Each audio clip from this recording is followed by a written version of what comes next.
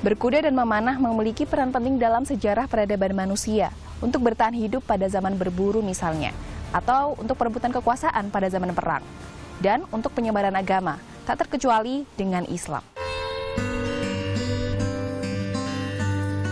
Fasilitas berkuda kini menjamur. Selain untuk berolahraga, tapi juga mengenalkan pada masyarakat teknik berkuda sambil berwisata. Tak terkecuali di tempat ini, Darussunnah di Geger Kalong, Bandung, Jawa Barat. Lokasi ini dikenal sebagai pondok pesantren Darut Tauhid. Namun, pengelolanya mengembangkan potensi olahraga sambil wisata. Olahraga yang dihadirkan disebut olahraga sunnah.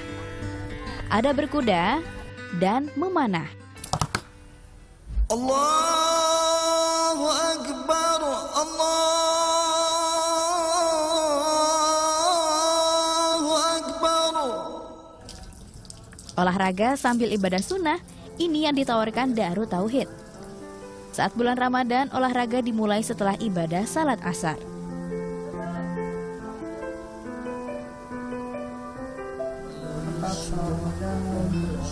Peserta juga wajib tadarus Al-Quran.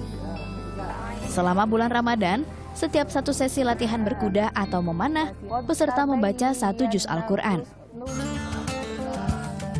Dan tak ketinggalan, peserta juga mendapat pemahaman tentang olahraga sunnah. Sebelum olahraga kita mulai, seperti biasa kita harus memahami dulu dan kita luruskan dulu niat. Karena olahraga berkuda dan memanah ini adalah bukan olahraga yang biasa, tapi ini sangat luar biasa. Intinya, kita bisa melihat makna di balik olahraga berkuda dan memanah. Pak Ustadz, saya penasaran nih. Jadi sebenarnya apa sih keistimewaan olahraga berkuda dan memanah ini dalam Islam sendiri? Kenapa dari sekian banyak olahraga yang ada, kenapa memanah dan berkuda dan berenang itu tadi yang disunahkan? Jadi kenapa berkuda, memanah, kemudian berenang ini disunahkan? Kalau saya lihat dari latar belakangnya adalah ini mewakili 3 kekuatan. Seorang muslim itu harus punya kekuatan, baik muslim atau mau muslimah ya. Kaum muslimin harus kuat. Yang pertama, kuda itu melambangkan kekuatan darat. Ya, kita harus betul-betul berjuang dan ini kekuatan darat dilambangkan oleh kuda. Yang berikutnya adalah memanah. Memanah itu kekuatan udara. Jadi kalau kita ingin berjuang dengan kekuatan udara, maka kita harus ahli dalam panah dan memanah. Kemudian berikutnya adalah kekuatan air. Kita hidup ini tidak saja di udara, di darat, tapi suatu saat kita di air. Nah, olahraga berenang itu harus betul-betul dipelajari.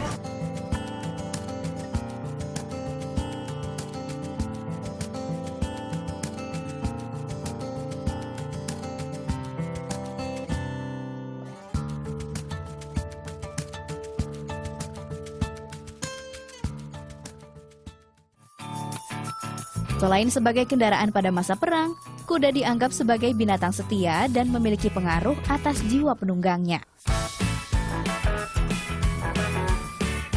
Seperti tempat berkuda pada umumnya, kita akan diajarkan cara mengenal kuda pertama kali.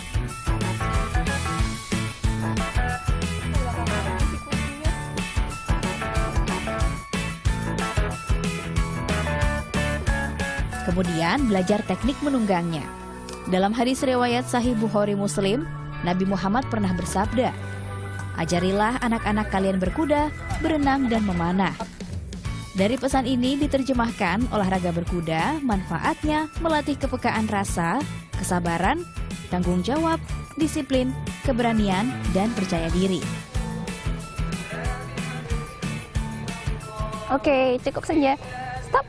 Nah, menunggang kuda bisa menjadi sarana untuk belajar kepemimpinan. Jadi kita harus belajar mengendalikan kuda, bukan kudanya yang mengendalikan kita. Nah, kuncinya harus yakin dan harus stop. Tunggu dulu saja. Nah, kuncinya harus yakin dan harus tegas. Jangan merasa kasihan untuk sesekali memberikan hukuman, karena jika sekali dibiarkan salah, maka dia akan susah dikendalikan. Darussunnah atau Sunnah Equestrian berdiri di lahan pondok pesantren Darut Tauhid. Kegiatan ini ditujukan untuk para santri dan warga lain.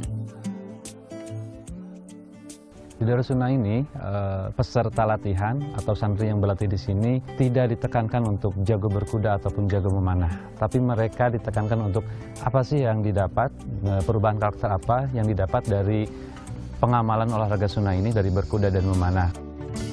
Setelah berkuda, kita juga bisa belajar memanah. Dalam hadis riwayat Abu Daud, Nabi Muhammad pernah berkata, kekuatan itu adalah memanah yang diartikan sebagai karakter manusia.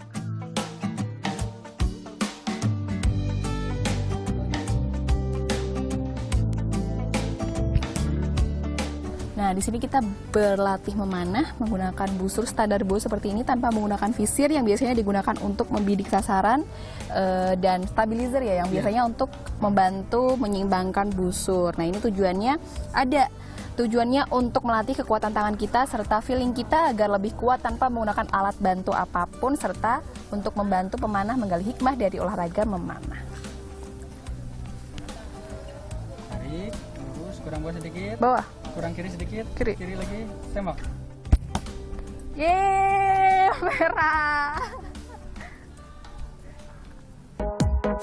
Moral yang ditanamkan dari kegiatan ini membentuk karakter yang kuat, sabar, dan konsisten. Kemasan wisata, olahraga, dan belajar agama ini menarik minat pengunjung. Saya sekitar 2 bulan lah, 2 bulan dan hikmahnya itu banyak, bisa fokus, menahankan emosional, dan fokus itu bisa fokus ke belajar. Alhamdulillah, saya sudah sekitar 4 bulan berkuda di Darussunnah ini. Banyak sekali hikmah yang saya rasakan. Salah satu yang paling dirasakan adalah mengenal diri sendiri.